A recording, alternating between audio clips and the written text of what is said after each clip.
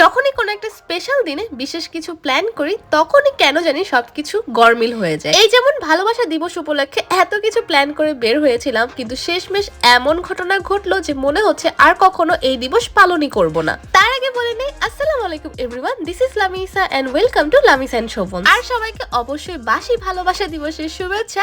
যেহেতু আজকে সকালে আমাদের হেল্পিং হ্যান্ড খালা আসেনি, তাই এখানে আমি কিছু আলু কুচে নিচ্ছিলাম আলু ভাজি করার জন্য, যেহেতু আমার হাজবেন্ড ব্রেকফাস্টে রুটি আর আলু ভাজিটাই সব থেকে বেশি প্রেফার করে। দুঃখের বিষয় হচ্ছে আমার শাশুড়ি এত পছন্দ করে বাণিজ্য মেলা থেকে এই হানিকম কড়াইটা কিনে এনেছিল, কিন্তু এখানে 2-3 বার রান্না করা মাত্রই কড়াইটা এত বাজেভাবে কালো হয়ে গিয়েছিল, তাই এখন কোনো কিছু কেনাকাটা করতে গেলে আসল নকল বুঝে কিনতেই ভয় লাগে। যাই হোক, নাস্তা করে আগের দিনের লেফট ওভার পিৎজাও খেয়ে নিলাম। এর মধ্যে দুপুরের পরপর শোভন আমাকে বলছিল, চলো ভালোবাসা দিবস উপলক্ষে 3 জনে মিলে কোথাও থেকে ঘুরে আসি। বিয়ের প্রথম 2 বছরে আমরা এসব দিবসে অনেক ঘোরাফেরা করেছি আলহামদুলিল্লাহ, আর এখন যেহেতু আমাদের ছেলে আছে তাই ওকে সাথে নিয়ে যেতে হবে। এখন আর ছেলেকে রেখে কোথাও যেতে ইচ্ছাও করে না, আর আরিশকে কোথাও রেখে গেলে সবসময় আমাদের দুজনের মাথায় ওর চিন্তাই ঘুরতে থাকে। আচ্ছা, আমার মেকআপটা কমপ্লিট করতে করতে তোমাদেরকে বলে রাখি, আমি যখনই নতুন কোনো প্রোডাক্ট কিনে ভালো ফিডব্যাক পাই সেটা কিন্তু আমি তোমাদের সাথে শেয়ার করি। এখানে আমি 5টা স্কিন কেয়ার প্রোডাক্টের একটা কম্বো নিয়েছিলাম, আর প্রথমে ব্যবহার করছিলাম ভিটামিন সি ক্লিনজারটা। এতে স্কিনটা ভেতর থেকে পরিষ্কার হয় আর স্কিনের সব রকমের তেল ময়লা দূর হয়ে যায়। ফেসটা ভালোমতো ক্লিন করে এখন আমি ভিটামিন সি হোয়াইটেনিং সিরামটা ইউজ করব। সিরামটি ত্বকের উজ্জ্বলতা বৃদ্ধিতে যেমন সাহায্য করে, সেই সাথে বয়সের ছাপ কমাতে এবং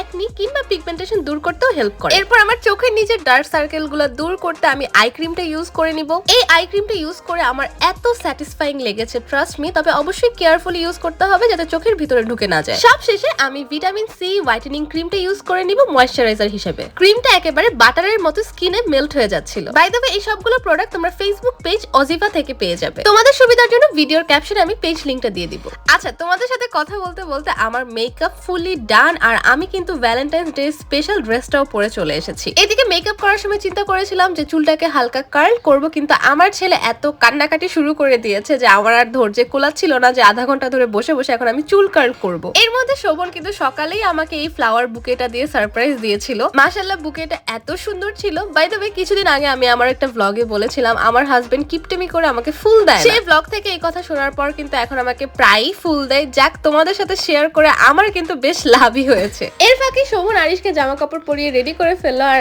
আমরা যেহেতু ছেলেকে নিয়ে আজকে বের হব তাই চিন্তা করছিলাম খুব একটা বেশি দূরে যাব না। কিন্তু আমার হাজবেন্ড পরে ডিসাইড করলো যেহেতু 3 জনে মিলে একদিন বের হয়েছি তাই আমরা উত্তরা থেকে ঘুরে আসি, কারণ সেখানে নাকি সূর্যমুখী বাগান আছে।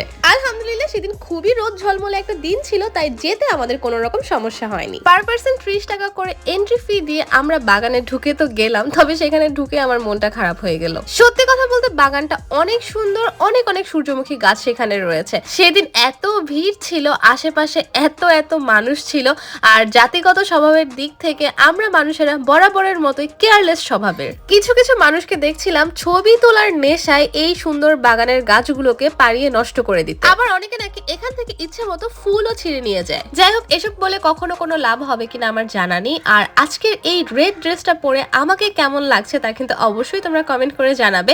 ভ্যালেন্টাইন্স মানেই হচ্ছে আমার কাছে রেড ড্রেস পরা, আর লাল আমার সবসময় পছন্দের একটা রং। তাই তো আজকে মা ছেলে দুইজনেই লাল ড্রেস পরে ঘুরতে বের হয়ে গেলাম। সূর্যমুখী বাগান থেকে বের হয়ে একটু ঘোরাঘুরি করে আমরা খুব সুন্দর একটা রেস্টুরেন্টের সন্ধান পেয়ে গেলাম, আর এখানেই চিন্তা করলাম যে যেহেতু লাঞ্চ করে বের হইনি তো আজকে এই রেস্টুরেন্টটাতেই লাঞ্চ করব। পুরো রেস্টুরেন্টটাই খুবই সুন্দর করে ছিমছাম করে সাজানো ছিল, তবে আমার কাছে সব থেকে বেশি ভালো লেগেছিল রুফটপটা। যেহেতু আশেপাশের পরিবেশটা একদমই ফাঁকা আর নিরিবিলি ছিল, তাই এখানে বসে 1 কাপ চা কফি খাওয়ার মজাই কিন্তু আলাদা। তবে এখন আমরা চা কফি কিছুই খাবো না, যেহেতু দুপুরে খাবার খেয়ে বের হয়নি, তাই শোভন বলছিল চলো আমরা একেবারে লাঞ্চ করেই যাই। দুইজনের জন্য খাবার অর্ডার দিয়ে ছেলেকে তার বাবার কাছে রেখে আমি নিচে গিয়ে কয়েকটা ছবি তুলে আসলাম, আর উপরে এসে দেখি বাবা ছেলে মাস্ত এনজয় করছে। আধা ঘন্টার মতো সময় লেগেছিল আমাদের খাবার আসতে, যেহেতু সেদিন অনেক রাশ ছিল রেস্টুরেন্টটায়, আর খাবারের মান একদম মোটামুটি ছিল। আমরা কিন্তু একদম চট জলদি খাবারটা শেষ করে নিলাম, যেহেতু আশেপাশে অনেক গাছপালা আর নিরিবিলি ছিল, তাই মনে হচ্ছিল যে সন্ধ্যা হতে না হতে এখানে ঠান্ডা নেমে পড়বে। তাই তো আরিশকে আমার চাদর দিয়ে ঢেকে ঢুকে একদম প্যাকেট করে সেখান থেকে বের হয়ে যাচ্ছিলাম। সো আজকের মতো ব্লগটা এই পর্যন্তই। কেমন লেগেছে তা অবশ্যই জানাবে। Thanks for watching. Tata, bye bye, আল্লাহ হাফেজ।